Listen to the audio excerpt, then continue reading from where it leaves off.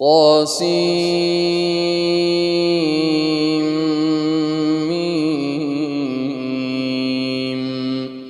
تلك آيات الكتاب المبين. نتلو عليك من نبأ موسى وفرعون بالحق لقوم يؤمنون. إن فرعون علا في الأرض وجعل أهلها شيعا يستضعف طائفة منهم يذبح أبناءهم ويستحيي نساءهم إنه كان من المفسدين. ونريد أن نمن على الذين استضعفوا في الأرض ونجعلهم أئمة ونجعلهم الوارثين. ونمكن لهم في الأرض ونري فرعون وهامان وجنودهما منهم ما كانوا يحذرون. وأوحينا إلى أم موسى أن أرضعيه فإذا خفت عليه فألقيه في اليم ولا تخافي ولا تحزني إنا رادوه إليك وجاعلوه من المرسلين. فالتقطه آل فرعون ليكون لهم عدوا وحزنا إن فرعون وهامان وجنودهما كانوا خاطئين. وقالت امرأة فرعون قرة عين لي ولك لا تقتلوه عسى أن ينفعنا أو نتخذه ولدا وهم لا يشعرون. وأصبح فؤاد أم موسى فارغا إن كادت لتبدي به لولا أن ربطنا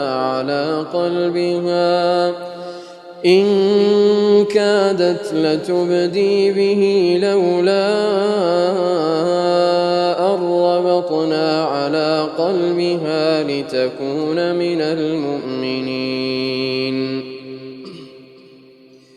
وقالت لأخته قصيه فبصرت به عن جنب وهم لا يشعرون.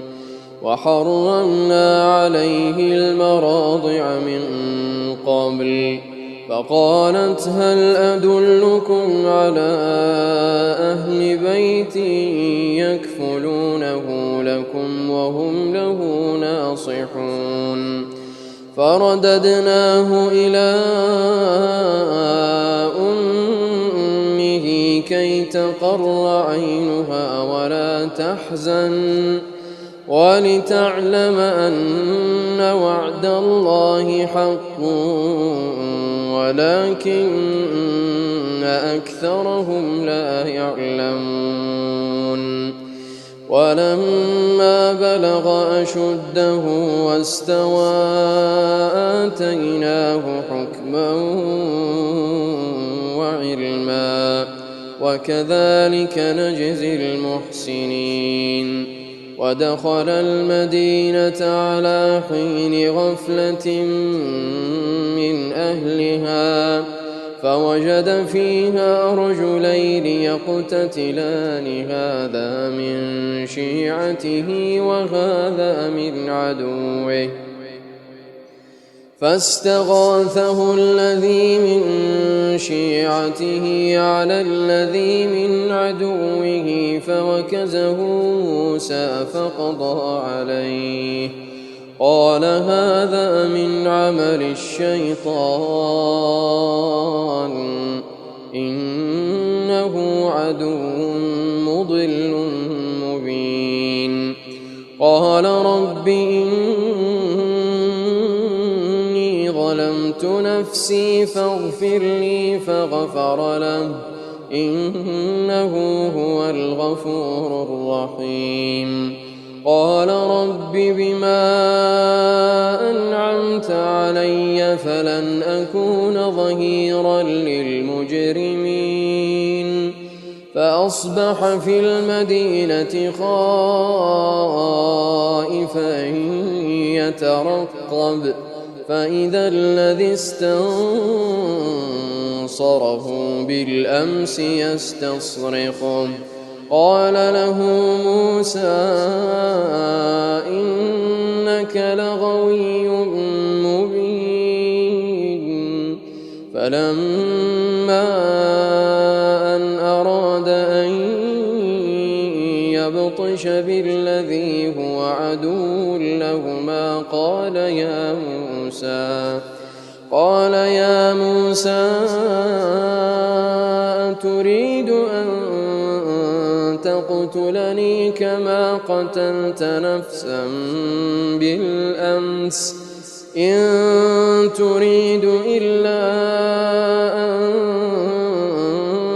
تكون جبارا في الأرض وما تريد أن تكون من المصلحين وجاء رجل من أقصى المدينة يسعى قال يا موسى إن الملأ يأتمرون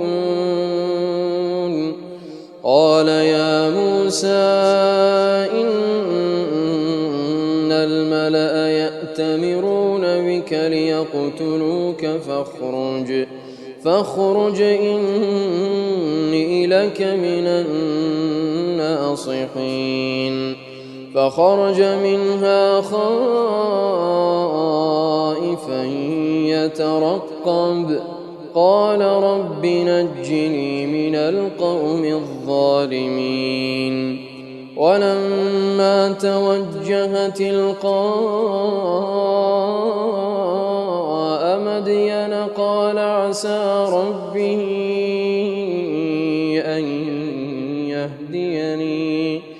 قال عسى ربي أن يهديني سواء السبيل ولما ورد ماء مدين وجد عليه أمة من الناس يسقون ووجد من دونهم امرأتين تذودان قال ما خطبكما قالتا لا نسقي حتى يصدر الرعاء وأبونا شيخ كبير فسقى لهما ثم تولى إلى الظل فقال رب إني لما أنزلت إلي من خير فقير فجاءته إحداهما تمشي على استحياء قالت إن أبي يدعوك ليجزيك أجر ما سقيت لنا فلما جاءه وقص عليه القصص قال لا تخف نجوت من القوم الظالمين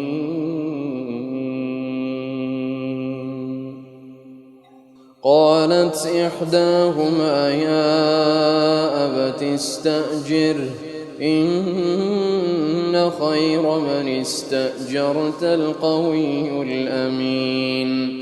قال إني أريد أن أنكحك إحدى ابنتي هاتين على أن تأجرني 8 حجاج، فإن أتممت 10 فمن عندك، وما أريد أن أشق عليك، ستجدني إن شاء الله من الصالحين. قال ذلك بيني وبينك أيما الأجلين قضيت فلا عدوان علي، والله على ما نقول وكيل. فلما قضى موسى الأجل وسار بأهله آنس من جانب الطور نارا، قال لأهلهم كثوا إني آنست نارا لعلي آتيكم منها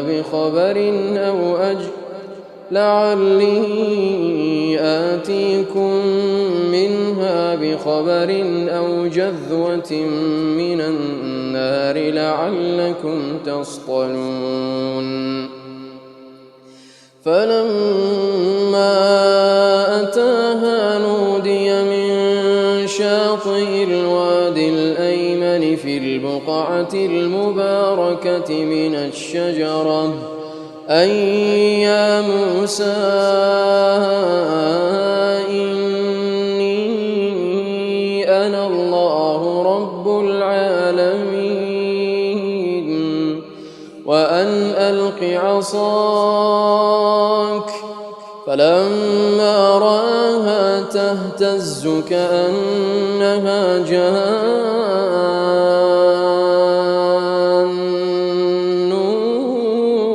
ولا مدبرا ولم يعقب، يا موسى أقبل ولا تخف إنك من الآمنين. أسلك يدك في جيبك تخرج بيضاء من غير سوء، واضمم إليك جناحك من الرهب، فذلك برهانان من ربك إلى فرعون وملئه إنهم كانوا قوما فاسقين. قال رب إني قتلت منهم نفسا فأخاف أن يقتلون، وأخي هارون هو أفصح مني لسانا فأرسله معي رد أن يصدقني إني أخاف أن يكذبون. قال سنشد عضدك بأخيك ونجعل لكما سلطانا فلا يصلون إليكما بآياتنا أنتما ومن اتبعكما الغالبون.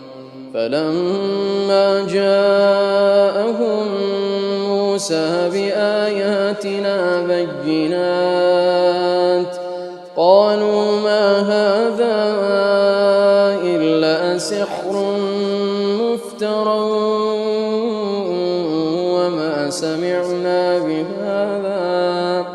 وما سمعنا بهذا في آبائنا الأولين. وقال موسى ربي أعلم بمن جاء بالهدى ومن تكون له عاقبة الدار إنه لا يفلح الظالمون. وقال فرعون يا أيها الملأ ما علمت لكم من إله غيري فأوقد لي يا هامان على الطين فاجعل لي صرحا لعلي أطلع إلى إله موسى وإني لأظنه من الكاذبين. واستكبر هو وجنوده في الأرض بغير الحق وظنوا أنهم إلينا لا يرجعون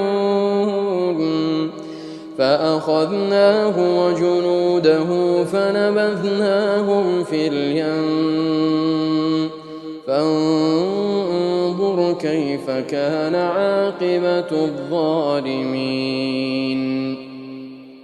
وجعلناهم أئمة يدعون إلى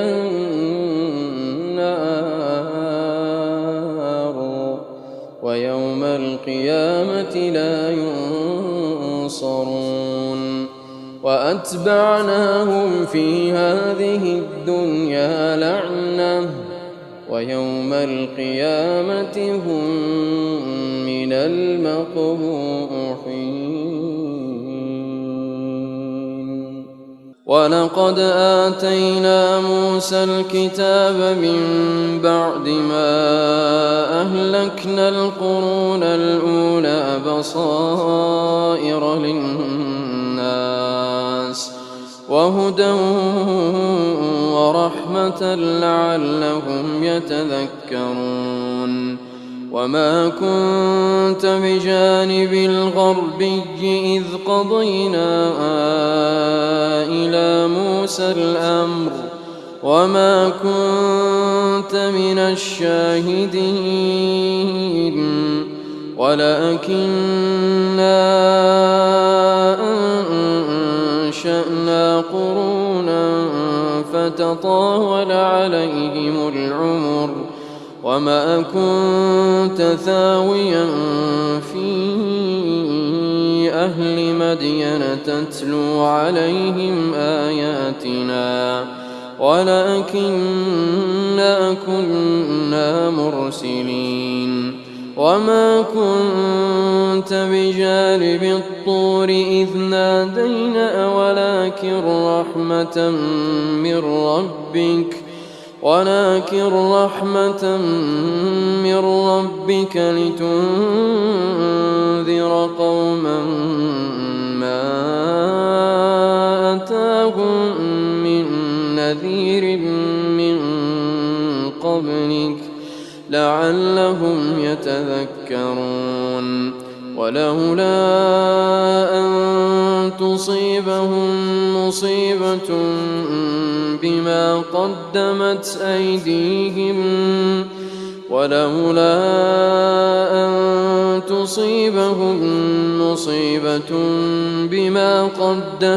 أيديهم فيقولوا ربنا لولا أرسلت إلينا رسولا فنتبع آياتك ونكون من المؤمنين. فلما جاءهم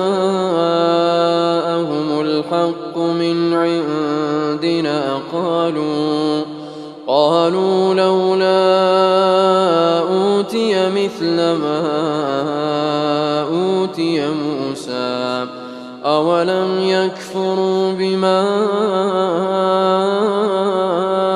أوتي موسى من قبل قالوا سحران تظاهرا وقالوا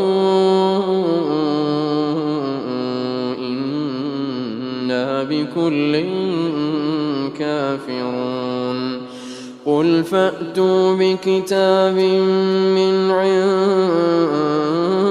الله هو أهدى منهما أتبعه إن كنتم صادقين فإن لم يستجيبوا لك فاعلم أنما يتبعون أهواءهم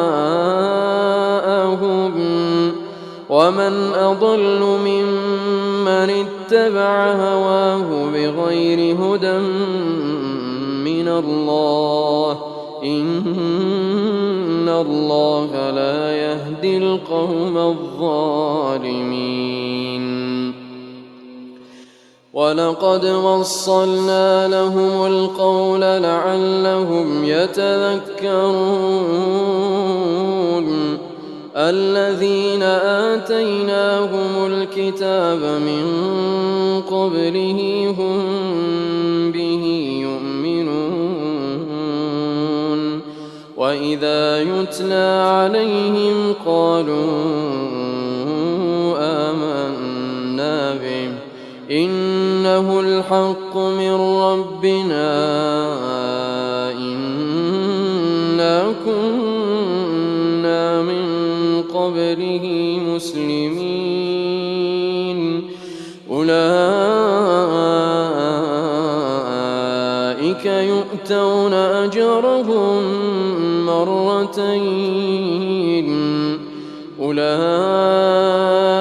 يؤتون أجرهم مرتين بما صبروا ويدرؤون بالحسنة السيئة ومما رزقناهم ينفقون وإذا سمعوا اللغو أعرضوا عنه وقالوا لنا أعمالنا ولكم أعمالكم سلام عليكم لا نبتغي الجاهلين إنك لا تهدي من أحببت ولكن الله يهدي من يشاء وهو أعلم بالمهتدين وقالوا إن نتبع الهدى معك نتخطف من أرضنا أولم نمكن لهم حرما آمنا يجبى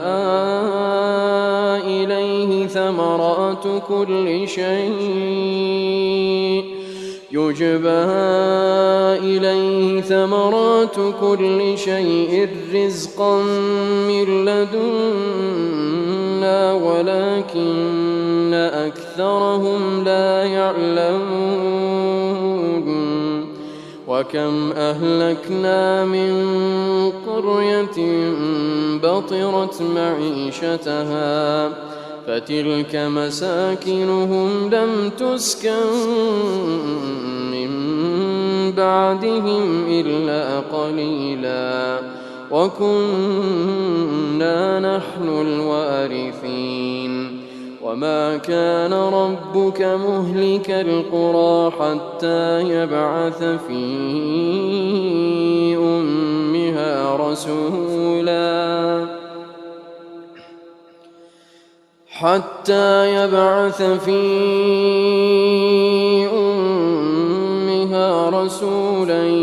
يتلو عليهم آياتنا وما كنا مهلك القرى إلا وأهلها ظالمون وما أوتيتم من شيء فمتاع الحياة الدنيا وزينتها وما عند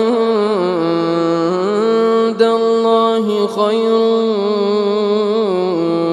وأبقى أفلا تعقلون أفمن وعدناه وعدا حسنا فهو لاقيه كمن متعناه متاع الحياة الدنيا ثم هو يوم القيامة من المحضرين ويوم يناديهم فيقول أين شركائي الذين كنتم تزعمون قال الذين حق عليهم القول ربنا هؤلاء الذين أغويناهم كما غوينا تبرأنا إليك ما كانوا إيانا يعبدون وقيل ادعوا شركاءكم فدعوهم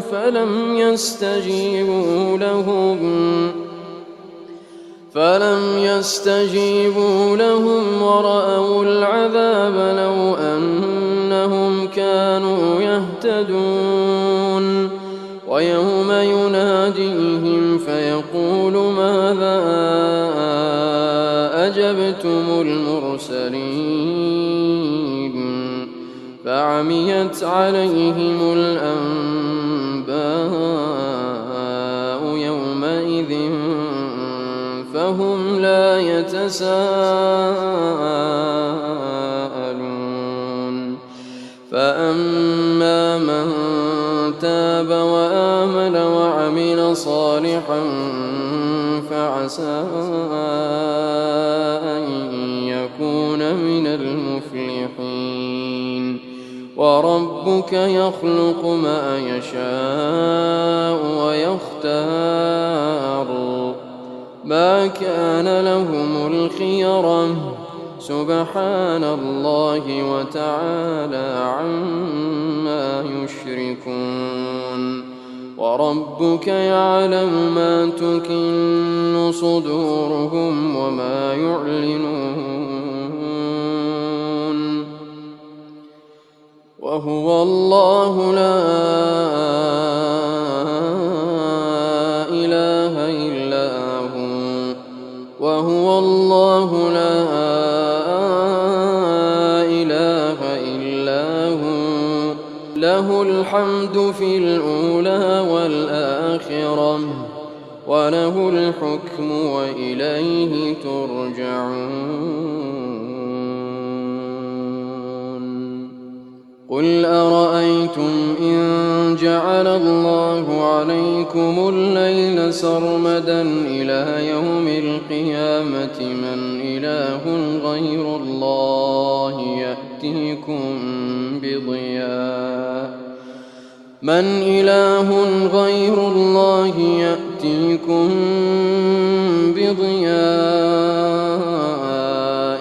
أفلا تسمعون قل أرأيتم إن جعل الله عليكم النهار سرمدا إلى يوم القيامة من إله غير الله يأتيكم بليل تسكنون فيه أفلا تبصرون ومن رحمته جعل لكم الليل والنهار لتسكنوا فيه ولتبتغوا من فضله ولعلكم تشكرون ويوم يناديهم فيقول أين شركائي الذين كنتم تزعمون ونزعنا من كل أمة شهيدا فقلنا هاتوا برهانكم فعلموا أن الحق لله وضل عنهم ما كانوا يفترون. إن قارون كان من قوم موسى فبغى عليهم وآتيناه من الكنوز ما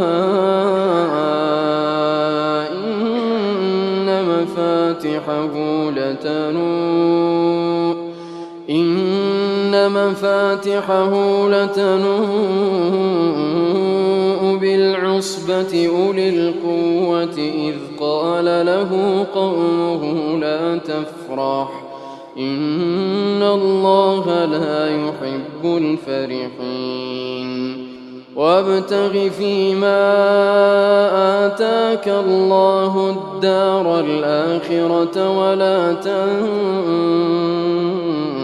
نصيبك من الدنيا وأحسن كما أحسن الله إليك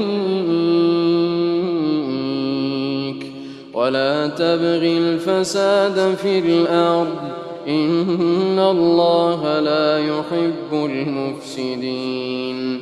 قال إنما أوتيته على علم عندي أولم يعلم أن الله قد أهلك من قبله من القرون